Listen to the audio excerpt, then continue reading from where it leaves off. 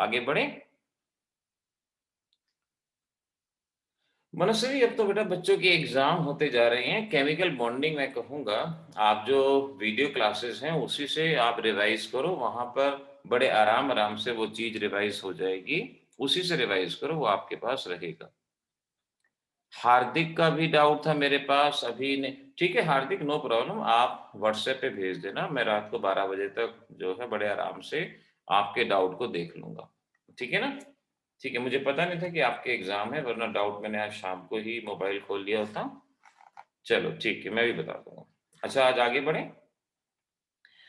हार्दिक, फिर कैसे भेजोगे? मेल कर दो या तो ईमेल पे भेज दो, कुछ भी ऐसा कर लो जिसके थ्रू भेज सकते हो। अगर कोई सिंपल सा डाउट है जो अभी आप चैट में लिख के भेज सकते हो, तो आज क्लास के बाद आप चैट में लिख के भेज दो, तो मैं उस हिसाब से जवाब दे दूंगा आपको, है ना? कुछ ना कुछ ऐसा कर लेंगे।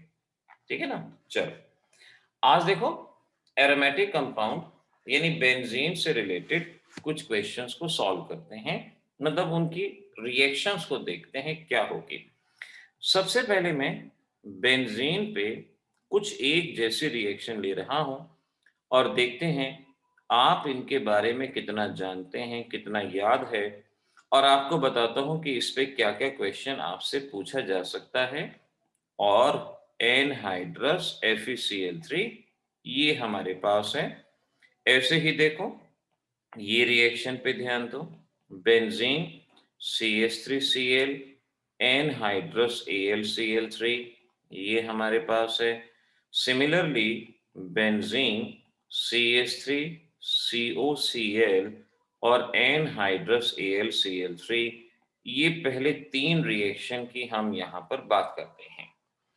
अब देखो, क्वेश्चन ऐसे आएगा कि इन तीन रिएक्शन में या तो कन्वर्जन आ जाएगा कि भाई बेंजीन से टोलीन बनाओ, बेंजीन से क्लोरोबेंजीन बनाओ।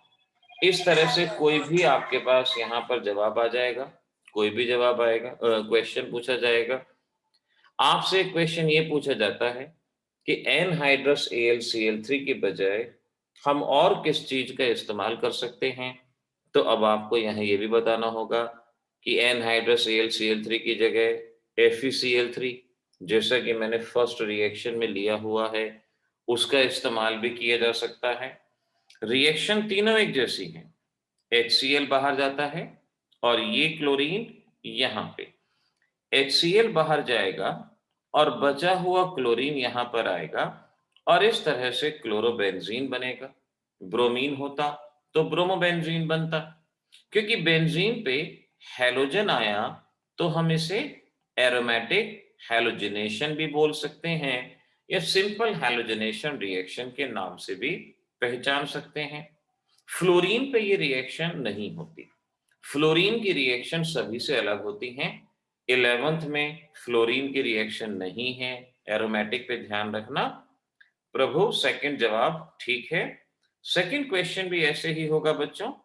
H गया, Cl गया, HCl बाहर जाएगा और इससे जो भी ग्रुप अटैच है वो यहां पर आएगा और इस तरह से ये CH3, नाम याद रखना है, टॉलीन इसको कहा जाता है, टॉलीन बोलते हैं। और इस रिएक्शन को फ्रीडल क्राफ्ट ने दिया था, तो इसे Friedel craft alkylation, Friedel craft alkylation, alkylation क्यों कहते हैं? क्योंकि अल्काइल ग्रुप यहां पर अटैच हुआ, CH3 मिथाइल यानी अल्काइल ग्रुप यहां पर अटैच हुआ, तो इसे अल्काइलेशन, मिथाइलेशन भी बोल सकते थे। और अगर यहां पर इथाइल ग्रुप अटैच करते तो इसे इथाइलेशन भी कहा जा सकता था। प्रांजल और प्रभु, बिल्कुल तीसरा जवाब एग्जैक्टली सही है। H गया, Cl गया और ये कार्बन यहां आएगा और इस तरह से ये हमारा प्रोडक्ट रहेगा। HCl बाहर गया, इसे हम एसिटोफिनॉन कहेंगे। देखो, क्योंकि एग्जाम टाइम है तो याद रखना, कई बार बच्चे क्या गलती करते हैं, ऐसे कंपाउंड लिख के आ जाते हैं, जबकि मैंने कहा है जहां से बॉन्ड टूटे वहीं से बॉन्ड बने। कार्बन से बॉन्ड टूटा है तो यही कार्बन जाके बॉन्ड बनाएगा तो ये हमारा गलत कंपाउंड है, गलत स्ट्रक्चर है। जो ऊपर स्ट्रक्चर दिया है आपने उसको याद रखना है। अब देखो, ये जो ग्रुप है, ये जो ग्रुप है, ये ऐसे भी हो सकता था। अगर इन जनरल सिर्फ आर लेते हैं तो इसे असाइल ग्रुप कहते हैं, असाइल ग्रुप कहते हैं। अभी प्रांजल बेटा मैं अभी बताता हूँ। और अगर ये CH3CO है तो इसे एसिटाइल ग्रुप कहा जाता है। तो ऊपर वाली रिएक्शन को फ्रीडल क्राफ्ट ने दिया, तो इसे हम फ्रीडल क्राफ्ट एसिटाइलेशन, एसिटाइलेशन या असाइलेशन, दोनों में से किसी भी नाम से याद रखो। अल्काइलेशन और एसिटाइलेशन के नाम से इसको हम पहचानते हैं। ये है एसिटोफिनॉन। प्रांजल ने पूछा एनिसॉल क्या है। प्रांजल ये ना कंपाउंड OCH3, इसे एनिसॉल के नाम से हम पहचानते हैं। दिस इज एनिसॉल, ये याद रखना। Friedel craft acylation acid chloride, ये था एसिड क्लोराइड। पूरा नाम एसिटाइल क्लोराइड, इथेनोइल क्लोराइड। इसके अलावा ये रिएक्शन एसिड एनहाइड्राइड के साथ भी होती है। जैसे ये देखो, सामने कंपाउंड लिख रहा हूं, ये है एसिटिक एनहाइड्राइड, एसिटिक एनहाइड्राइड। और इसमें साथ में एनहाइड्रस AlCl3 लिखना अगर भूल गए तो समझो नंबर कट गए, ये लिखना जरूरी है। अब इस रिएक्शन को भी ऊपर वाली रिएक्शन की तरह समझो। ऊपर वाली रिएक्शन में क्या था, CH3CO से जो भी कनेक्ट था वो बाहर गया। CH3CO से जो भी कनेक्ट था, बिल्कुल ऐसे ही इसमें समझो कि CH3CO से जो भी कनेक्ट है वो बाहर गया, H बाहर गया। अब CH3CO से क्या कनेक्ट था, CH3COH, ये बाहर गया। और ये कार्बन जब यहां से कनेक्ट होगा तो सेम एसिटोफिनॉन यहां बनेगा। एसिटोफिनॉन यहां पर आपका फॉर्म हो रहा है, इस पॉइंट को समझना। तो हैलोजिनेशन रिएक्शन, फ्रीडल क्राफ्ट पे शॉर्ट नोट आता है। अगर एग्जाम में क्वेश्चन आए ना, right A note on Friedel craft reaction, alkylation भी बताना है, असाइलेशन भी बताना है। अगर वो कहते हैं कि right A short note on Friedel craft acetylation, तो सिर्फ एसिटाइलेशन। लेकिन अगर फ्रीडल क्राफ्ट रिएक्शन कहते हैं तो आपने अपने इस नोट को ध्यान में रखना। अगर आपसे कहें कि एनहाइड्रस AlCl3 जो कि एक लुविस एसिड होता है, इसकी बजाय हम किसका इस्तेमाल कर सकते हैं, तो जवाब है FeCl3 एनहाइड्रस, उसका इस्तेमाल कर सकते हैं। जनरली 99.9% स्कूल में इनका मैकेनिज्म नहीं पूछा जाता, 12th लेवल में आता है। 11th लेवल में डायरेक्ट रिएक्शन, एनसीईआरटी एक्सरसाइज। देखो हाइड्रोकार्बन का चैप्टर कोई भी स्कूल हो, वो सभी एनसीईआरटी एक्सरसाइज के क्वेश्चन ही बच्चों को देते हैं। और इस साल तो क्योंकि सब कुछ ऑनलाइन ही रहा, क्लास में बच्चे नहीं रहे, तो 100% क्वेश्चन आपकी एनसीईआरटी एक्सरसाइज में से आएंगे। और ऑनलाइन कोर्स में मैंने आपको इस हाइड्रोकार्बन के एनसीईआरटी के सभी क्वेश्चन मैंने साथ साथ सॉल्व करवाए हैं। और इन क्वेश्चन को आप ये मान लो कि आपका पेपर हाइड्रोकार्बन में से सिर्फ एनसीईआरटी एक्सरसाइज में से ही आएगा, ध्यान रखो। ऐसे ही अगली सेम रिएक्शन है जिसे आप नाइट्रेशन रिएक्शन कह सकते हैं। नाइट्रेशन, बल्कि पहले मैं सल्फोनेशन भी रिएक्शन ले दूं वो अच्छा है। सल्फोनेशन, सल्फोनेशन का मतलब है बेंजीन में SO3H ग्रुप लगाना, इसे सल्फोनेशन कहा जाता है। ये 5-6 रिएक्शन बच्चों बिल्कुल एक जैसी हैं। H2SO4 कंसंट्रेटेड, H2SO4 कंसंट्रेटेड, ये हमने लिया। सल्फ्यूरिक एसिड, सल्फ्यूरिक एसिड की प्रेजेंस में होगा सल्फोनेशन। अब आप सल्फ्यूरिक एसिड को ऐसे भी लिख सकते हो, HSO3H, H2SO4 को बिल्कुल ऐसे भी लिखा जा सकता है, या यहां पर इसको सही ढंग से HOSO3H। अब बना सल्फ्यूरिक एसिड।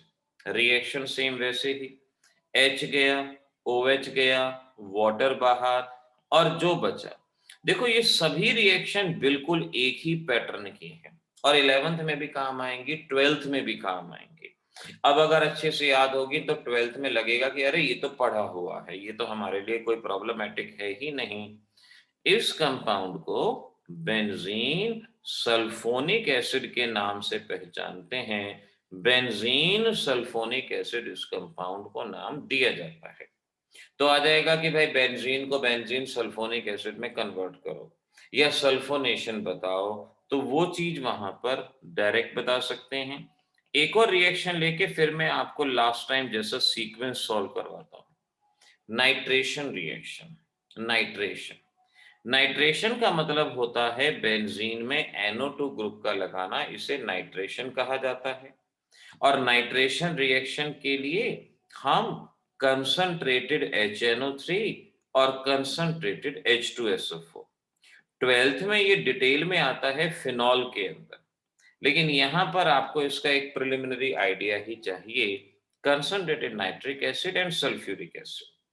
नाइट्रिक एसिड को हम ऐसे लिख सकते हैं HONO2, वही HNO3 है। अच्छा, नाइट्रिक एसिड और सल्फ्यूरिक एसिड के मिक्सचर को ना एक नाम से पहचाना जाता है, इसे नाइट्रेटिंग मिक्सचर कहा जाता है। नाइट्रेटिंग मिक्सचर, तो नाइट्रेटिंग मिक्सचर कहेंगे तो ये हमें यहां पर याद रहेगा। अब इसमें से बिल्कुल ऊपर वाली रिएक्शन की तरह वाटर बाहर निकाल दिया, NO2 ग्रुप यहां आ गया और इस तरह से ये नाइट्रोबेंजीन हमारे पास बन गया। नाइट्रोबेंजीन यहां पर ये फॉर्म हुआ। तो अभी तक की रिएक्शन अच्छे से दिमाग में बिठा लो। अब मैं क्वेश्चन देने वाला हूं इसके ऊपर। हैलोजनेशन हुआ, फ्रीडल क्राफ्ट अल्काइलेशन हुआ, फ्रीडल क्राफ्ट असाइलेशन हुआ और उसके बाद सल्फोनेशन, नाइट्रेशन। जल्दी से मुझे बताओ, अगर मैं आपसे पूछता हूं एसिटाइलेटिंग एजेंट्स के नाम बताओ, जल्दी से बोलो। एसिटाइलेटिंग एजेंट कौन कौन से होंगे बताओ। मनस्वी, नाइट्रेटिंग मिक्सचर कहते हैं बेटा। Nitrating mixture, mixture of concentrated HNO3 and concentrated H2SO4। अब क्वेश्चन आ गया, acetylating agent, no Pranjal, this is not. ये दोनों तो लुइस एसिड हैं। तभी कहा ना कि पर्टिकुलर क्वेश्चन याद होना चाहिए, पर्टिकुलर जो आपसे पूछा गया। एसिटाइलेटिंग एजेंट जो फ्रीडल क्राफ्ट एसिटाइलेशन में इस्तेमाल हुए, एक है एसिड क्लोराइड, याद रख लो। अब एसिड क्लोराइड यानी RCOCl, और दूसरा है एसिड एनहाइड्राइड। तेजस देख लो बेटा जो मैं जवाब बता रहा हूं। और ये इन दोनों को, क्योंकि इनकी प्रेजेंस में एसिटाइलेशन रिएक्शन हुई। फिर आपसे पूछेंगे फ्रीडल क्राफ्ट रिएक्शन में लुइस एसिड कौन से इस्तेमाल होते हैं। लुइस एसिड, यहां पर अब आपके जवाब सही हैं। एनहाइड्रस AlCl3 और एनहाइड्रस FeCl3, ये लुइस एसिड की तरह यहां पर इस्तेमाल होते हैं। देखो ये सीधा क्वेश्चन मटेरियल है, जो सामने लिखा है ना, ये सीधा क्वेश्चन मटेरियल। फिर आपसे पूछते हैं ऐसे कौन से कंपाउंड हैं जिन पे फ्रीडल क्राफ्ट रिएक्शन नहीं होती। फ्रीडल क्राफ्ट रिएक्शन नहीं होती।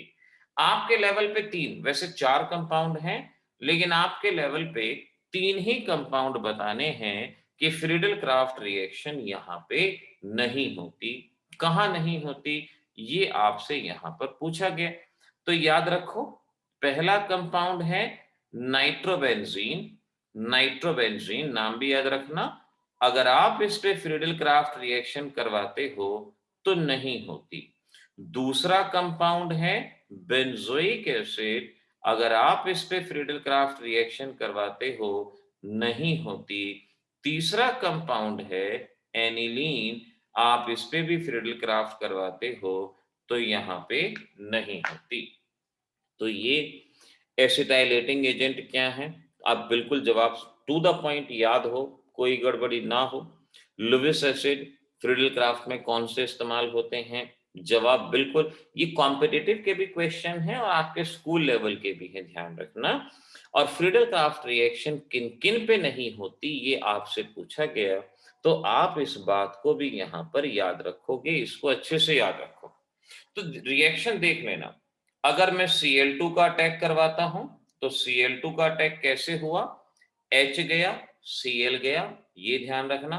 CH3Cl का अटैक करवाता हूं, H गया, Cl गया, CH3COCl, यहां भी H रिंग से गया, Cl सामने से गया, और ऐसे ही सल्फोनेशन में H गया, OH गया, H गया, OH गया, नाइट्रेशन में।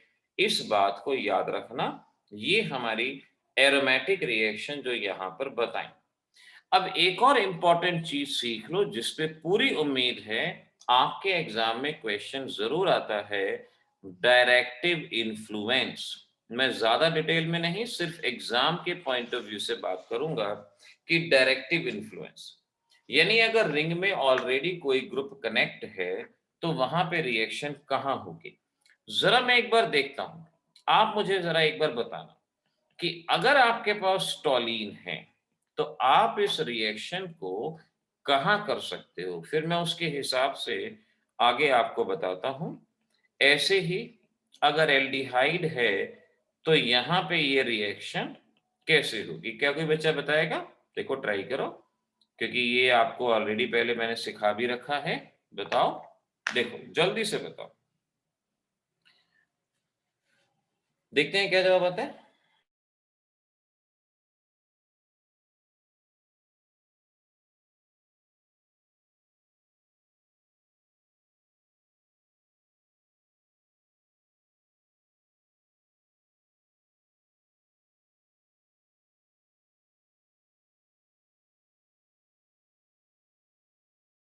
प्रांजल, प्रांजल का जवाब भी ठीक है, प्रभु का भी ठीक है, बहुत बढ़िया।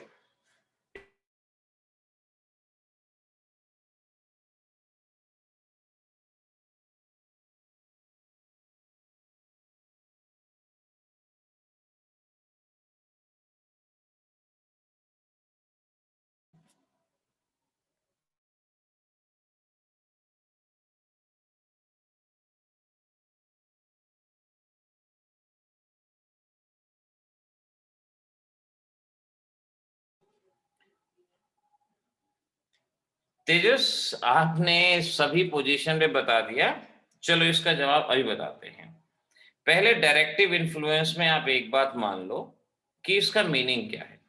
इसका मतलब है कोई ग्रुप रिएक्शन को किस पोजीशन पे करवाता है, कोई ग्रुप रिएक्शन को किस पोजीशन पे करवाता है, उसे डायरेक्टिव इन्फ्लुएंस कहा जाता है, उसे डायरेक्टिव इन्फ्लुएंस कहा जाएगा, ध्यान रखना। अब ये बात याद रखना, अगर बेंजीन पे कोई ग्रुप पहले से प्लस आर ग्रुप कनेक्ट है, अगर कोई प्लस आर ग्रुप कनेक्ट है तो रिएक्शन होगी ऑर्थो एंड पैरा पोजीशन पे, ऑर्थो एंड पैरा पोजीशन पे रिएक्शन होगी, ये आप याद रखना अगर प्लस आर ग्रुप है। अब जनरली क्या होता है ना कि बच्चों को प्लस आर ग्रुप याद नहीं रहता कि प्लस आर ग्रुप कौन सा है, तो यहां पर मैं आपको प्लस आर ग्रुप के कुछ एग्जाम्पल बता देता हूं। उन एग्जाम्पल को एक बार अच्छे से याद रख लेना। कोई भी अल्काइल ग्रुप, कोई भी हैलोजन, ब्रोमीन हो गया, फिनॉल हो गया यानी OH ग्रुप हो गया, NH2, इनको याद रख लेना।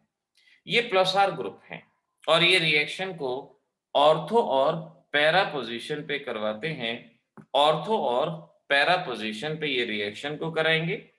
ऐसे ही अगर कोई माइनस आर है तो रिएक्शन मेटा पे होगी, और माइनस आर में कौन कौन आएगा, एल्डिहाइड आ गया, NO2 आ गया, और ये हमारा एसिटाइल ग्रुप आ गया, एटसेट्रा।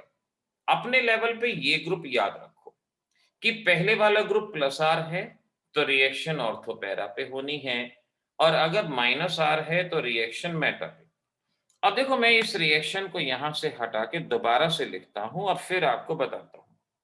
अब यहां देखो, अगर ये सिर्फ बेंजीन है, बेंजीन है, और इस पे मैं Cl2 एनहाइड्रस AlCl3 करवाता हूं, तो बेंजीन में तो क्योंकि ऑलरेडी कोई ग्रुप कनेक्ट नहीं है, ऑलरेडी कोई ग्रुप कनेक्ट नहीं है, तो सभी के सभी हाइड्रोजन, सभी के सभी हाइड्रोजन में से कोई भी हाइड्रोजन हट सकता है। यानी ऊपर साइड में इधर उधर कहीं भी रिएक्शन हो सकती है, चाहे यहां करवाओ, चाहे इस रिएक्शन को यहां करवाओ, चाहे इस रिएक्शन को यहां, क्योंकि बेंजीन में ऑलरेडी कोई ग्रुप कनेक्ट नहीं है, तो रिएक्शन कहीं भी हो सकती है और आपको यहाँ पर क्लोरोबेंजीन आपको मिलेगा।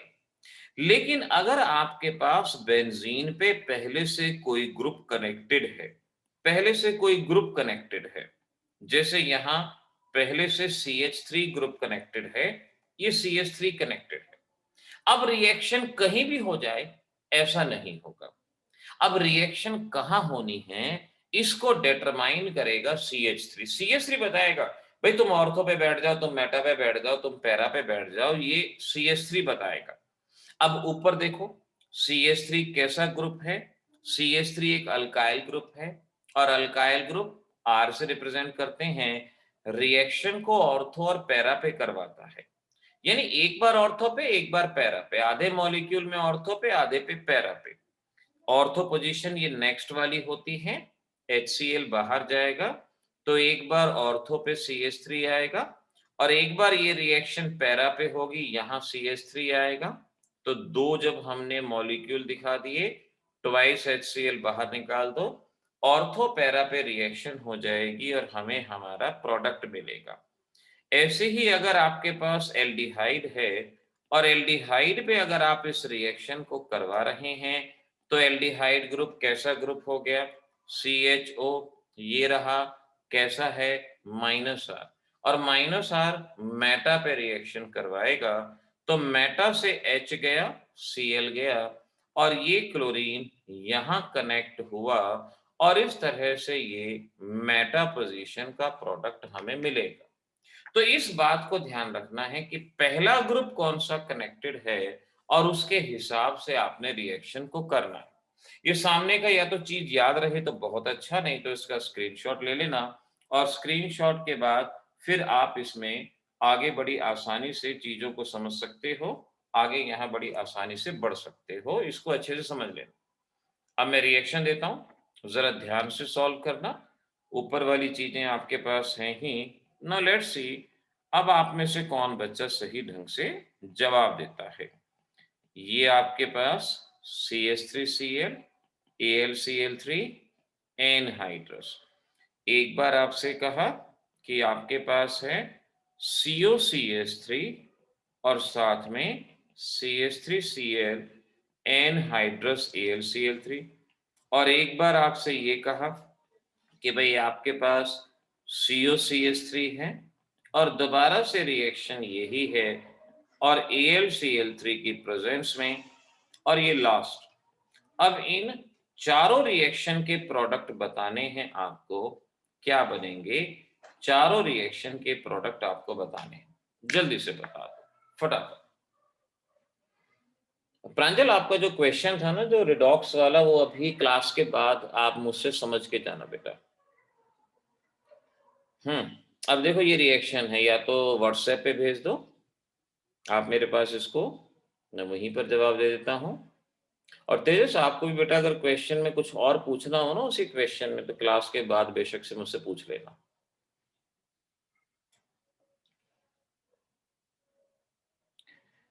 चारों रिएक्शन में ये डिटरमाइन करना है कि रिएक्शन ऑर्थो पे है, पैरा पे है, मेटा पे है, कहाँ है, ये डिटरमाइन करना है।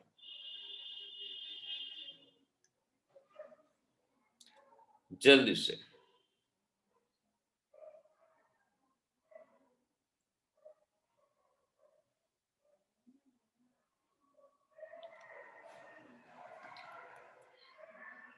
कहीं कोई डाउट हो तो बेशक से पूछ लो, साथ के साथ पूछ लो।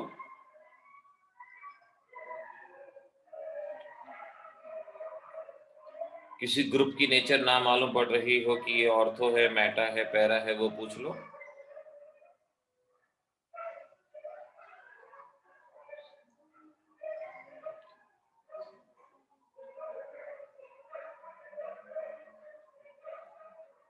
नम्या है क्या अभी, या कहीं?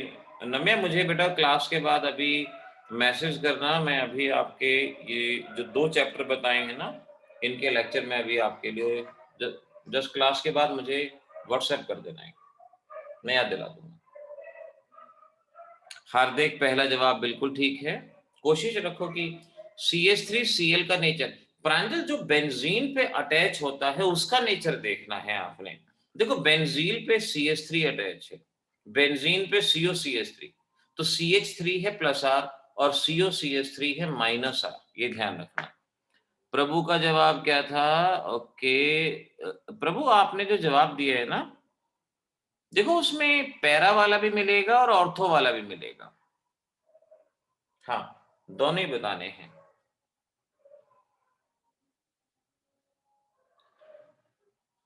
नहीं, मेरे को तो अभी यहाँ हार्दिक सिर्फ ऑर्थो पैरा पे ही बता दो कौन सा group, which group on ortho. आप ये कह सकते हो कि मिथाइल ऑन ऑर्थो या CH3COCl ऑन ऑर्थो, इस तरह से बता सकते हो। क्लोरीन आएगा या नहीं ये देखने की बात है। हार्दिक, अब आपने जो पहला भेजा है ना वो भी हम देख के बताएंगे।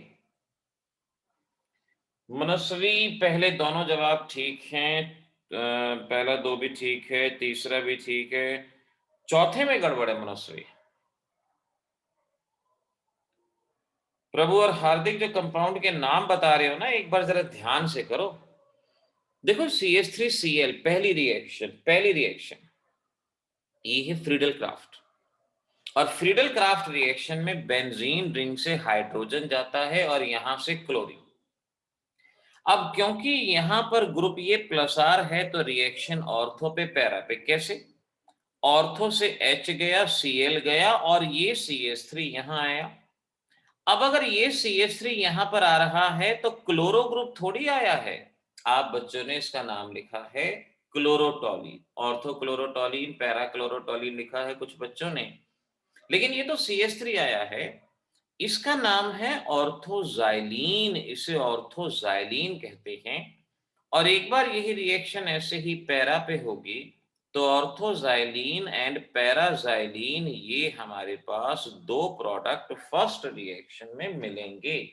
फर्स्ट रिएक्शन के ये दो प्रोडक्ट होंगे। ओके प्रांजल, आपके जवाब ठीक है, बस फोर्थ वाले में थोड़ी सी गड़बड़ है। ऐसे ही देखो सेकंड को देखो, सेकंड में जो ग्रुप कनेक्ट है ये माइनस आर है, COCH3 माइनस आर है, तो माइनस आर है तो रिएक्शन मेटा पे H गया, Cl गया और ये CH3 यहां पर आएगा और इस तरह से आपको ये प्रोडक्ट मिलेगा जहां मेटा पे CH3, मेटा पे CH3, मेटा मिथाइल एसिटोफिनॉन इस कंपाउंड को कहा जा सकता है, मेटा पे CH3। अगली रिएक्शन में जो ग्रुप कनेक्ट है ये आपका माइनस आर है, माइनस आर है तो रिएक्शन मेटा पे H गया, Cl गया और ये ग्रुप यहां पर आ गया और इस तरह से दो एसिटोफिनॉन आपके पास दो ग्रुप आ जाएंगे। ये हमारा कंपाउंड ऐसे बनता है। ये तीन रिएक्शन मेरे पास जो व्हाट्सएप पे जवाब आए हैं उसमें से ये तीन रिएक्शन तो सभी की सही है। लास्ट रिएक्शन में कोई और बच्चा जवाब देना चाहेगा? लास्ट रिएक्शन में देख लो, लास्ट रिएक्शन, लास्ट रिएक्शन अभी ऊपर बढ़ो। अच्छा, पहले लास्ट रिएक्शन का नाम अगर पूछना हो कि नाम क्या है, CH3Cl इन AlCl3, यानी ये फ्रीडल क्राफ्ट रिएक्शन है। और फ्रीडल क्राफ्ट रिएक्शन किस पे हो रही है? नाइट्रोबेंजीन पे, नाइट्रोबेंजीन। और अभी देखो ये ऊपर मैंने क्या बताया था कि इस कंपाउंड पे फ्रीडल क्राफ्ट रिएक्शन नहीं होती, नाइट्रोबेंजीन पे फ्रीडल क्राफ्ट रिएक्शन नहीं होती, नो रिएक्शन एट ऑल। ये चीज 11th में ही नहीं बच्चे 12th में भी रहते हुए भूल जाते हैं। मैं आपसे ये कहता हूं ना कि बेटा जो जो बातें बता रहा हूं उसको बहुत गौर से उस वक्त सुनो, क्योंकि पढ़ाते वक्त कोई भी बात इधर उधर की वेस्ट की नहीं बताई जाएगी। वो सारी की सारी बातें ऐसी होंगी जो आपके एग्जाम से कनेक्शन रखती हैं। तो जरूरी है कि आप इन बातों को बिल्कुल इसी तरह से अंडरस्टैंड करो, इसी तरह से बताओ। अच्छा चलो, एक छोटी सी रिएक्शन को जरा जल्दी से मुझे पूरा करके बता दो, देखूं मैं किन बच्चों से इसका जवाब होता है, आता है, फटाफट बताओ। देखो अगर जवाब नहीं आएंगे ना फिर तो इस चैप्टर को आगे पढ़ाने का फायदा ही नहीं होगा। तो इसीलिए जरूरी है कि एफर्ट्स करो, कहीं गलती होती है तो मुझसे पूछो। ये देखो ये मैं आपको यहाँ पर दे रहा हूं और दिस इज, फटाफट बता दो, सिर्फ 3 स्टेप। आज मैंने ज्यादा स्टेप नहीं दिए, बड़ी रिएक्शन की मैं सोच रहा था, लेकिन नहीं, अभी इतने को ही 3 स्टेप। प्रोडक्ट बता दो क्या बनेगा। ये एग्जाम में जब हार्ड पेपर बनाना होता है ना, तो ये कन्वर्जन आता है। नाम बताऊंगा मैं इनिशियल रिएक्टेंट और प्रोडक्ट का, ये उस नाम से कन्वर्जन आपसे पूछते हैं। तो ये बता दो फटाफट जल्दी से, ए प्रोडक्ट क्या है, बी क्या है, सी। सिर्फ 3 चीज पूछी हैं। ए वाली रिएक्शन तो आज ही बताई है, बी वाली फोटोकेमिकल रिएक्शन थी, फोटोकेमिकल में बताया था कि पहले रिएक्शन बेंजाइलिक पे होती है, फिर अलाइलिक पे होती है, फिर टर्शरी, उस बात को याद रखना। एल्कोहलिक केओएच का फंक्शन आपने पढ़ ही रखा है, सिट्ज़ेफ रूल को फॉलो करते हुए ये रिएक्शन यहाँ पर होती है। जल्दी से बताओ फटाफट, मुझे 12th क्लास को ना पेपर भेजना होगा, जल्दी से आप मुझे फटाफट बता दो।